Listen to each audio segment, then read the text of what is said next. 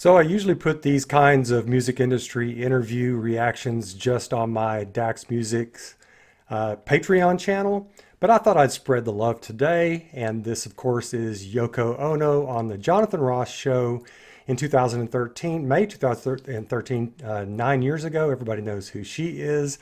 By the way, I just had a reaction to I Can't Get No Satisfaction by the Rolling Stones, blocked by YouTube, and it's also on my Patreon channel. Just thought I'd let you know in case you want to go over there, join the fun with me and some other folks. I do a bunch of other things over there that I don't do on YouTube. Anyway, I thought I'd watch this. I've never seen an interview of Yoko Ono by herself, and I figured this would be pretty good since it's, 33 years after John Lennon's tragic death. She's a little bit older, maybe a little bit more circumspect. And so I'm just very curious to see what she's going to say. So let's get going with this interview by Jonathan Ross of Yoko Ono. Here we go. Yoko Ono.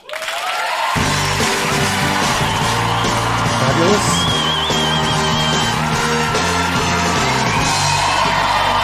Wow, that's a hell of a set. Lovely to see you again. Let me get under the hat. There you go. Okay. Come and sit down. Okay. That's a fabulous hat and leather jacket combo you are Thank rocking you. tonight. It's a bit bigger than me. The hat is kind of big on the big side. Hey, it's lovely to see you again. Thank you for joining us. Can I start? You had a big celebration this year. There was a big birthday this year. What was that? What celebration? Wasn't it? Was your birthday in February? Oh, yes, yes. Can we say which one it was? Well, you know, I became 80 and I'm very... Wow. She does not look 80. 80. Damn. Yeah. There's no way anyone would think you were 80. Absolutely not. You're Seriously. incredible for 80. Well, I'm Seriously. surprised too, you know. I mean, What do you do to keep in good shape? Because you look incredible. You have fitness. well, you do I that don't kind really... See, that's another thing. Most people think, oh, well, I haven't done any exercise, so I have to give up. Don't give up.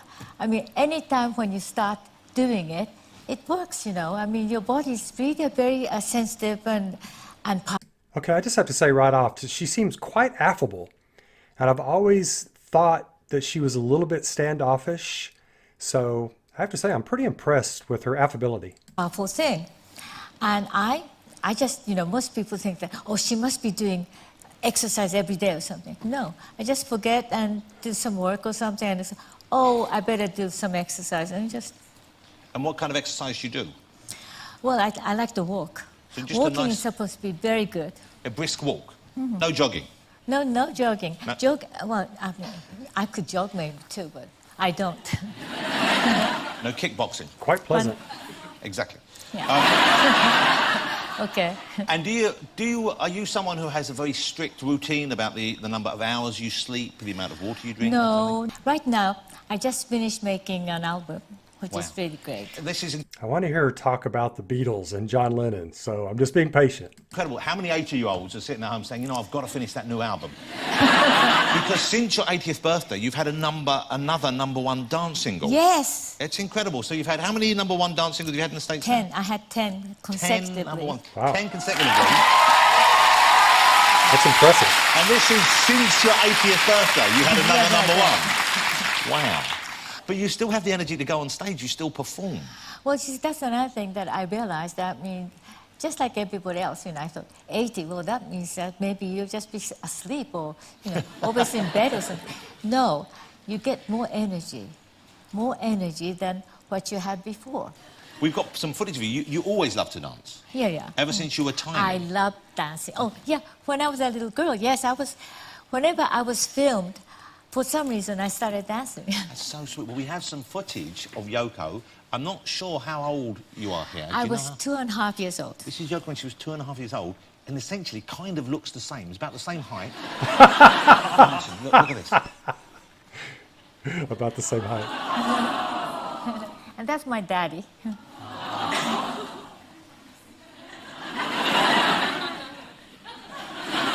It's the same moves as well. You're doing that. Yeah, really, please. It's so sweet to see you day there. But your mum and dad, they didn't approve. When you married John, they didn't approve of that, did they?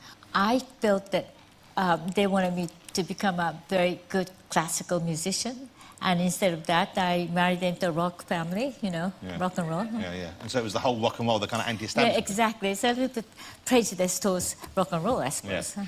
Let me ask you a question. This is, and I hope this isn't too personal, but you still live in the Dakota building in New York. Yes, I am. And that's I'm the building, living. of course, where John was murdered outside. You were with him when he was shot. Yes, that day. but it was our home. That was the only home we had. And that's the only home I had with John. I'm not going I'm impressed that he said murdered. I mean, he went right to it. That's impressive, and she took it really well. to leave it. And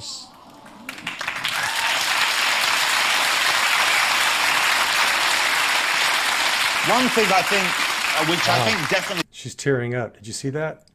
Here, I'm going to back it up. Look at the tears in her eyes. Wow. So she sounded pretty nonchalant about it, but the audience clapping brought tears to her eyes. Wow. Still, of course, it still hurts after 33 years. which I think definitely we can trace back to you and John. Certainly, if you look now, it's very unusual to find any intelligent member of the rock fraternity or the R&B fraternity who if he or she is not involved in issues, is not involved in trying to change things for the better in the way they see it. And I think one can trace that back pretty much directly to you guys. You were kind of the pioneers of that sort of thing. Yeah, we were, in a way, yeah. But, I mean, I think that these days when I look around, most musicians are activists. And it's really great. I mean, it's just getting to be like the whole world is becoming activists. And that's how we're going to make it. Do you think John would have approved? Do you think he would have been heartened? Well, I think he's having a big smile now. Yes. That's so sweet. I know you're very active on Twitter, and this is an interesting thing because there aren't that many octogenarians on Twitter that I'm aware of. You seem to embrace new technology. You're not one of these people who is frightened. You seem to adopt and adapt pretty quickly. Well, you see with Meltdown, too.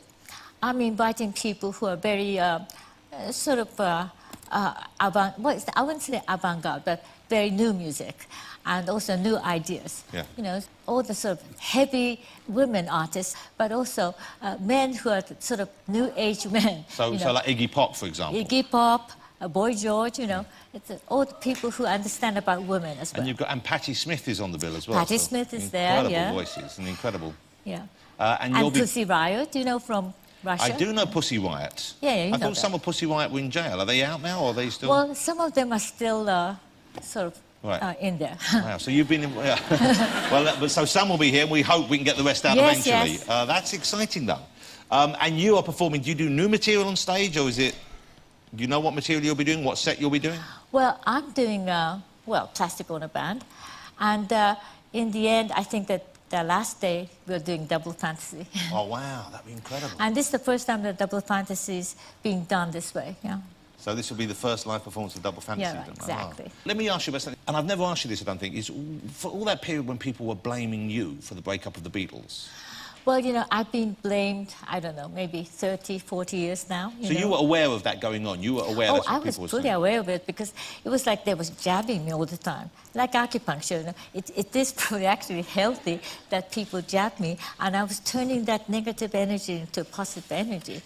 And that's why I think that one of the reasons that I'm healthy now is because we're healthy. Well, sort of healthy. Healthy is because I went through all that. And thank you very much. So the negativity, you could turn that into a positive in some way. Yeah. But it was very sweet recently, I thought, that Paul McCartney came out and cleared the air a little bit and said, look, you know, for those people that was very sweet of him to do that. I'm sure that, you know, he got tons of letters saying, how dare you say that? I mean, you know, because they like the idea of us being in a boxing ring, you know, sort of fighting. Also, it's good to have, people like having someone to demonise, people like having someone to blame. You know, and you were the easy target, I guess. Well, you know, we know each other for such a long time, and he's a very sensitive and intelligent guy. So, of course, you know, he understands what was going on, that it wasn't going on. Yeah. What's your favourite song that you've written? Well, I like all my songs. So what am I going to do? Nice. Okay, and from John's body of work, from the songs that you know he wrote, which one is the one John is very special, you know. And he's, well, I'm not saying that he's the only, but I think he was a genius, yes. And he wrote Woman for you, didn't he, the song? I know. Which is, well, oh no, I know you know, but, I mean, if you didn't know, this would have been a funny way to find out, wouldn't it? But one incredible, I mean, what a beautiful song. Well, you know, it wasn't very easy for me because after John passed away, you know, I go to a shop or something and they're playing woman, you know. It's a bit, just, you know, to choke me up, actually. So they would put it on when you went in there, you think, oh, no, that's awful then. No, they weren't doing it intentionally, you know. It's just that it's going on the radio. It was a hit, of course. Yeah. That's it. Okay.